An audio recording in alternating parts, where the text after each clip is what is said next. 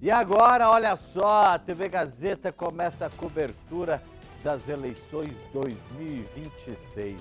Antes de eu falar sobre o assunto, vou chamar aqui Astério Moreira. Olá, Astério, boa tarde, tudo bem? Bem-vindo. Obrigado. Astério Moreira, nosso jornalista e comentarista político, mais uma vez aqui no Gazeta Alerta. Por que, Astério? Por quê? Pesquisa!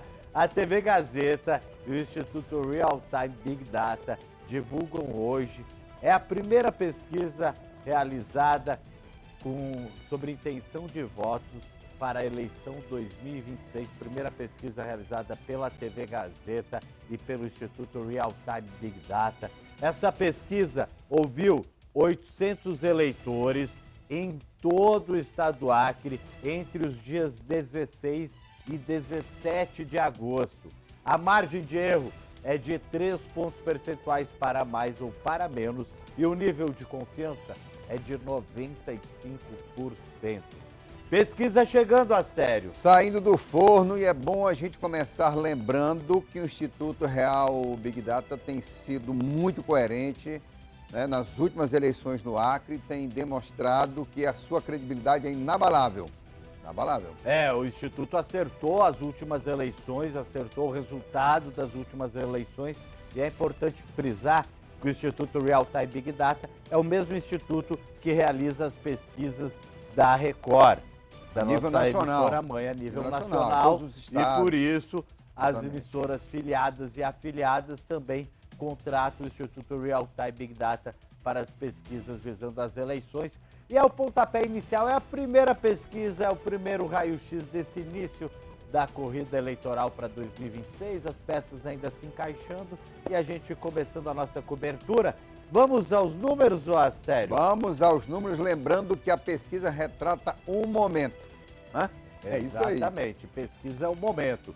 A gente começa com a pesquisa espontânea para governador. Por que aparece Gladys Cameli? Porque a pesquisa espontânea é quando o entrevistador chega ao entrevistado e diz em quem você votaria para o governo do estado, sem citar nomes. E aí o nome que vem na cabeça do entrevistado ele cita. Poderia aparecer até o Egli, que é o nosso cinegrafista aí. Exatamente. Gladys Cameli 3%, Astério Alain Henrique 2%, Jorge Viana 1%, Maílza Assis 1%, Tião Bocalão também 1%, outros 2%, nulos e brancos 10%, não souberam, não responderam 80%, Astério. Ainda não. E é bom ressaltar que nenhum candidato da esquerda foi citado na espontânea. Na espontânea para Nenhum. governo. Ninguém lembrou de um candidato da esquerda, né? E um número muito alto de quem não sabe e não respondeu, né? A espontânea 80%. sempre é assim. A pessoa diz, não sei, porque ela vai aguardar ainda toda a movimentação, né? De no campo da política para ver aí. A espontânea é assim mesmo. Agora nós vamos para a primeira pesquisa, para o primeiro cenário na pesquisa para o governo do estado. Astério, é com você esse primeiro cenário. O senador Alain Henrique para o governo tem 44%, Maílza Assis 18%, aí sim já surge à esquerda ali André Camay com 5%, Thor Dantas 4%. Lembrando que ali brancos e nulos 8%, e não souberam, não responderam 21%, que é um número muito alto. Agora, lembrando que se a eleição fosse hoje neste quadro aí, Alain Henrique venceria no primeiro turno. Venceria no primeiro turno, porque somando aí os votos dos outros três candidatos, não chega aos 44% de Alain Henrique. Lembrando que o que define se a eleição acaba no primeiro ou vai para o segundo turno são os votos válidos. O que são votos válidos? Os votos que cada candidato recebeu. Não Exatamente. conta os votos nulo e branco e também não conta, lógico, quem não sabe ou não respondeu. Esse é o primeiro cenário. Ali... Agora, vamos para o segundo cenário? Vamos lá. Mais alguma vamos coisa? lá. Vamos para o segundo cenário. Ok, vamos avançando aí. Segundo cenário tem uma diferença. Sai Maílza Assis e entra Tião Bocalão. Astério, é com você. Bom, senador Alain Henrique, você vê que ele sai de 44 para 38, Tião Bocalão com 27%, que é em todo o estado a pesquisa, vale lembrar, né? A vice-governadora Maílza aparece com 16, ele já está com 18, na verdade, ele está com 27 aí, se mostrando um candidato muito competitivo, como todos sabem. André Camais já surge aí com 5%. E o médico Thor Dantas, André do PT, Thor Dantas do PSB, aparece aí com 4%. Lembrando que nulo, branco, 8%. Não souberam ou não quiseram responder 18%, o que retrata o momento de que o eleitor está ali atento ao que está acontecendo, mas ainda não se decidiu, porque esse 18%, como na pesquisa anterior, pode fazer a diferença. E uma diferença também nesse cenário é que já nesse cenário, dentro da margem de erro, não existiria segundo turno. Porque somando os votos do Tião Bocalon, André Camais e Thor Dantas, chega a 36%. Como a margem de erro é de 3 pontos para mais ou para menos, então aconteceria ali, vamos dizer, um empate técnico entre Alan Rick e os votos Bocalon dos outros 3 candidatos. Nesse caso, então, nós teríamos provavelmente um segundo turno aí. A margem de erro é 3 para mais ou 3 para menos? 3 para menos, né? Exatamente. E aí, então, nesse caso, ficaria 38% a 36%. Lembrando que o senador Alan Rick vem liderando, né, em todas as pesquisas já faz tempo. Em todas as pesquisas, o senador Alan Rick vem liderando. Nós temos agora um terceiro cenário para o governo do estado, que é um cenário incluindo agora Tião Bocalon e incluindo também Maílza Assis. Né? O cenário está na tela aqui, ó, sério, pra gente. Ó. Pode olhar aqui no monitor? Está aqui. Está aí na tela, olha senador só. Alan aqui no começo estava com 44, ele vem para 35, né? 35. Tião Bocalon, 23, ele diminui um pouco. Maílza com 14%. É interessante porque em pesquisas anteriores, não da Real Big Data, mas de outras aí, ela vinha com 1%, 2%. E a partir de janeiro desse ano, quando o governador Gladys Cameli encampou o nome dela, ela vem surgindo com 14% aí. André Camais, 5%, Thor Dantas também é candidato de esquerda. Agora, aqui é um segundo turno já. Fechado, né? Fechado aqui, né? Então é muito interessante. Ninguém sabe como é que vai ficar o desfecho aqui de Alan, de Tião e Maílza, já que são do mesmo grupo, né? São do mesmo grupo político. Mas aqui já indica aqui um segundo turno nas eleições de 2026, se fosse hoje. Falando agora, você abordou, Tião Bocalon e Maílza Assis são do mesmo grupo político. Pode ser talvez uma estratégia lançar os dois nomes para forçar um segundo turno, a sério, Moreira? Já que Alan Rick, quando vem liderando as pesquisas até com uma certa folga? Na verdade, eles não admitem essa possibilidade. Quem é candidato não abre mão de ser candidato, e um segundo turno é outra eleição. Segundo turno é outra eleição, ninguém sabe para onde vai o eleitor de Bocalon, se Maílza for para o segundo turno, ou de Maílza se o Bocalon for para o segundo turno, né? Ninguém sabe para onde vai, inclusive os votos da esquerda. Então é uma incógnita saber se eles vão se juntar em um eventual segundo turno. Talvez sim, mas talvez não, porque fica um rastro de muitas mágoas. E outra coisa interessante que também me chamou a atenção é que os dois candidatos de esquerda, tanto André Camais quanto Thor Dantas, independente do cenário, os dois se mantiveram com a mesma porcentagem, 5% e 4% nos 3 cenários, né? Sim. O que chama atenção, na minha opinião, é o número da vice-governadora. Sim. Ela tem 14%. Porque no início do ano ela não chegava a 2 dígitos, né? Não tinha nada, ela realmente não aparecia nem nada. E ela tem 14%, no início ali disputando ela teria até 18%. A gente vê que são 3 candidatos de direita bolsonaristas que estão disputando a eleição. Alan Rick, Bocalon e Maílza. São 3 bolsonaristas, são 3, quer dizer, a direita, ela aqui está se dividindo. Ela já está dividida, né? Não tem como. E a gente lembra que o Tião Bocalon é do PL, que é do partido do ex-presidente Jair Bolsonaro, que quer ser o protagonista das eleições de 2026. Maílza Assis vai estar ali nessa federação que é PP União Brasil, que é a União Progressista, e Alan Rick ainda está no União Progressista, né? União Brasil, né? No União Brasil, mas acena-se com a possibilidade de ou para o PSD, para o Republicanos, que é o mais provável, ou também para o MDB, que é improvável, porque o MDB é base do governo Lula em Brasília. Tá aí, então, esses foram os 3 cenários da pesquisa para o governo, e a gente tem também agora a rejeição, que a rejeição conta muito numa eleição, né, Sérgio Moreira? Tá na tela aí a rejeição. A maior rejeição, né, 39%, Tião Bocalon, Alan Rick, 23%, também é uma rejeição que não é baixa, André Camay, 12%, Maísa Assis, a menor, ali, 10%, a rejeição dela, e Thor Dantas, apenas 9%. Né? Interessante aí, mas a rejeição diz muito na eleição. O prefeito Tião Bocalon, apesar dessa rejeição, que sempre aparece em pesquisas, ele ganhou a eleição e ganhou a reeleição. Lembrando isso. Agora, vamos mudar o foco? Vamos para o Senado. Olha, essa a briga aí tá pesada, hein, sério. Nós começamos com a espontânea para o Senado, onde você pergunta ao eleitor em quem você votaria para o Senado e não cita nomes. E aí o eleitor diz o nome que vem na cabeça. Gladys Cameli, 5%, ele realmente lidera.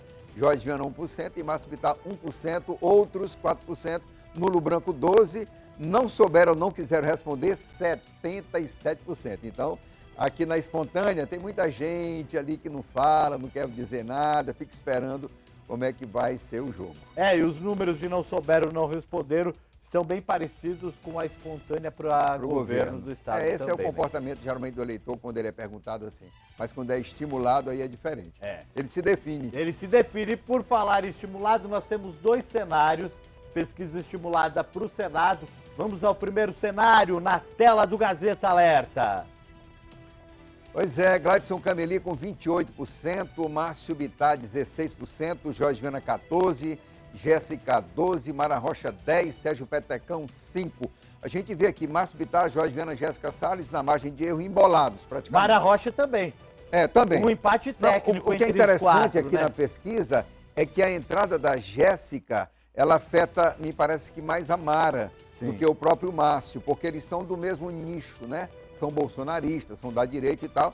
A Jéssica é do MDB, já é mais centro, mais moderado e tudo. Esse é o quadro que a gente está vendo no momento aí. Né? Esse é o quadro. A primeira vaga parece que hoje, se fosse hoje a eleição, estaria definida com o Gladson Cameli, mas a segunda vaga é um empate técnico entre 4 candidatos. Márcio Bittar, Jorge Viana, Jéssica Salles e Mara Rocha. Por que empate técnico? Porque a margem de erro é de 3 pontos para mais ou 3 pontos para menos. Nesse cálculo, por exemplo, a Mara poderia chegar a 13% e o Márcio também cair a 13%, por isso um empate técnico. O que é interessante aqui na estimulada para o Senado, você vê que o eleitor está praticamente definido, né? A gente tem 9% aqui, né, que pode fazer uma diferença. Que não responderam, não responderam, mas baixo, é o indeciso ali, né? Está aí como indeciso, então pode muito bem mudar o jogo. Agora, isso aqui, essa questão do Senado é interessante porque as estruturas dos candidatos, recursos, prefeituras, isso vai pesar muito, como pesou nas eleições anteriores, inclusive que o Real Big Data foi muito preciso ao auferir, né, a pesquisa para prefeito da capital, a gente sabe disso. Então, isso aqui é um quadro bem delineado de como está realmente o Senado. Se Jéssica está aí como candidata, 12%, né? Candidata, exatamente. E nós temos o segundo cenário para o Senado, que já é sem Jéssica Salles. E olha, acaba se repetindo esse empate técnico na disputa pela segunda vaga, sério. Gladys Cameli com 31%, sem a Jéssica, né? Ele sobe aí. Márcio também sobe 1 ponto. Jorge Viana melhora. Mara Rocha, por isso que eu achei interessante, porque quando você tira a Jéssica, a Mara sobe bastante. 4 pontos percentuais. Ela sobe bastante, porque ela, se tiver 3 na margem de erro, ela poderia estar com 17 empatada com o Márcio. Então, agora, uma coisa interessante também é o senador Sérgio Petecão. Ele não está muito bem avaliado, não está bem avaliado nas pesquisas que se faz, né? Que é um reflexo, porém, ele diz que está muito bem, mas as pesquisas apontam que ele tem aí, não tem nem 2 dígitos, né? Não tem nem 2 dígitos ainda. Mas, e é um senador que está no mandato. Né? E a gente sabe que a lógica de um mandato pode ser um bom senador e não ganhar uma eleição, pode ser um mau político e ganhar uma eleição. Então, isso aqui é o momento que a pesquisa está retratando. Agora, as campanhas é que vão dizer como é que vai ser, né? Tá aí, então, um cenário disputadíssimo por essas 2 vagas para o Senado. Agora, rejeição para o Senado na tela, Sério Moreira. 46% a rejeição do Jorge Viana, que representa a rejeição do PT e do Lula. Como né? a rejeição ao PT ainda continua Muito alta aqui no estado, Acre, né? muito alta. Márcio Bittar, 31% de rejeição. Gladys Cameli, 25%. Sérgio Petecão, 22%. Jéssica Salles, 13%. E a Mara Rocha é a menos rejeitada, com 11%. Isso mostra que ela tem uma margem para crescer muito grande, né? Muito grande, exatamente, cara, é o que você está falando. Ela tem aí um campo aberto para crescer. Ela, Jéssica também, no caso, né? Mas o eleitor, ele está muito focado nessa disputa do Senado, né? A gente está vendo, é o que promete, né? Acho que a disputa mais acirrada que a gente deve ter deve ser essa disputa para o Senado. Lembrando que são duas vagas. A gente vota 2 vezes para o Senado. Exatamente, né? que é do Sérgio Petecão e é do senador Márcio Bittar. São as 2 vagas, né? 2 vagas. E agora, aprovação do governador Gladys Cameli. 64% aprova Gladys Cameli, 34% desaprova, não souberam, não quiseram responder, 2%. Aprovação alta, boa, muito positiva, que reflete exatamente na disputa para o Senado, colocando ele em primeiro lugar. É um reflexo aí do governo dele. É interessante que é como se comenta muito, o Gladys, a pessoa do Gladys é uma coisa, o governo do Gladys é outra, né? Ele conseguiu descolar, Descolou, né? Ele tem ali, o governo pode ter alguma área que não está bem, mas ele continua bem. Exatamente. Nós temos também a aprovação do prefeito Tião Bocalon aqui na capital, está na tela. 56% aprova a gestão do prefeito Bocalon e 42% desaprova. Aqui reflete muito também do resultado das eleições, né? Muito parecido, ele teve 53%. 53%. Com a margem de erro, ele de 3 para mais, 3 para menos, muito parecido, com a votação do Bocalon na sua reeleição, né?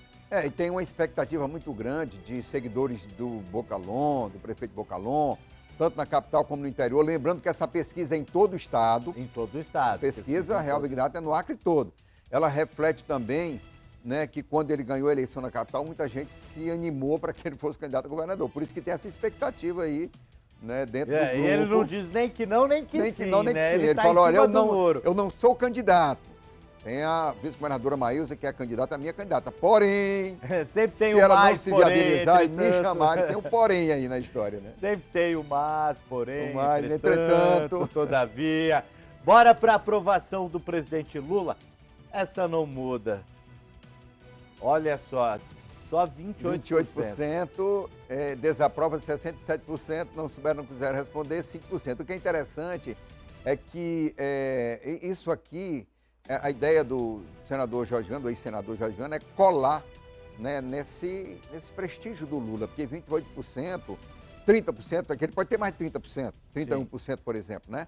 É uma margem muito grande. É por isso que na eleição para o governo, ele teve aqueles 110 mil votos, mais ou menos. Foi quando aparece pesquisa para governo no Senado, que aparecia, da Real Big Data, inclusive, o Jorge Viana sempre é o segundo colocado, tanto para governo como para o Senado. Por quê? Porque o PT tem ainda, apesar da rejeição de 49%, que é altíssima, ainda conserva 28% a 30% do eleitor. Essa é a esperança do PT, mas como é engraçado isso, né? Desde quando o PT estava no poder, o presidente Lula nunca foi bem avaliado. Só teve uma eleição, né, que ele ganhou, né? Que foi a reeleição do Jorge, eu acho que em 2002, que aí ele, no Acre, ele ganhou, mas também foi a única vez que ele ganhou. O pessoal nunca ganhou. Foi a primeira vez que ele se elegeu à presidência. Né? Agora, aqui o Acre é de direita, o Acre é conservador, tem uma área bolsonarista muito forte, muito embora nem todos os conservadores sejam exatamente bolsonaristas.